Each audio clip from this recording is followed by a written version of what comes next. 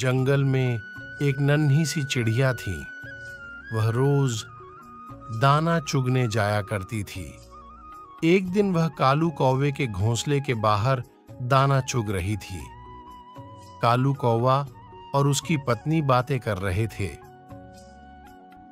हमारी शादी को कितने दिन हो गए? अभी तक हमारे एक बच्चा नहीं हुआ। चिड़िया उनकी बातें सुन रही थी और मन में सोच रही थी, बच्चे के बिना जीवन जीना आसान नहीं होता।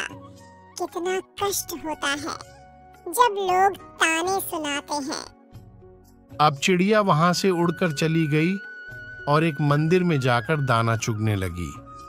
तभी वहां एक पंडित किसी से बातें कर रहा था। कह रहा था, कल महाशिवरात्रि व्रत है। जो भी पूरे मन से शिव जी की पूजा करेगा और जल चढ़ाएगा, उसकी मनोकामना जरूर पूरी होगी। चिड़िया उनकी बातें सुनकर अपने घर आ गई और कहने लगी, मैं भी करूंगी शिव जी का व्रत कौए और कौवी बहन के बच्चे के लिए। अब सवेरा हो गया और व्रत शुरू हो गया।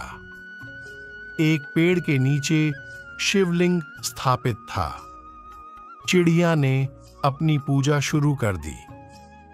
शिव जी के चरणों में बिलपत्र चढ़ाने लगी।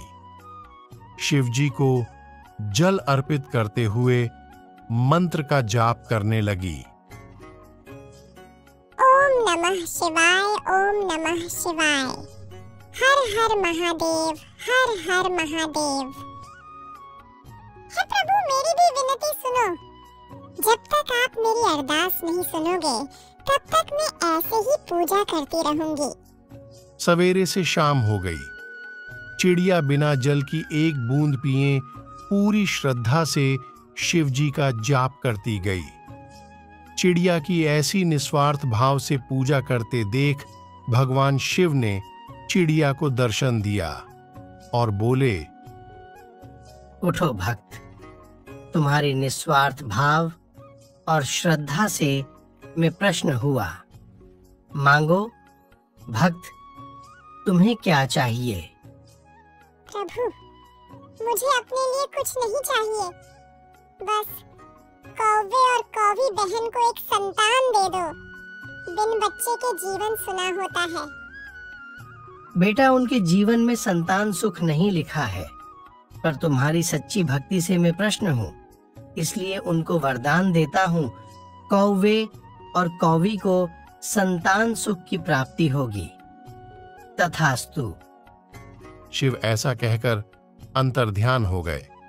अब चिड़िया बहुत खुश थी। शिव जी का आशीर्वाद लेकर वह कौवे और कौवी के पास गई और सारी घटना उनको बताई। कुछ दिन बीत गए। कौवी को एक प्यारी सी संतान हुई। कौवा और कौवी बहुत खुश थे। उसके बाद से कौवा और कौवी भी हर साल शिवरात्रि का व्रत करने लगे। है प्रभु, जैसे आपने चिड़िया की सुनी, वैसे ही सबकी सुनना। शिव भक्त की ये कहानी आपको कैसी लगी, कमेंट बॉक्स में जरूर बताएं।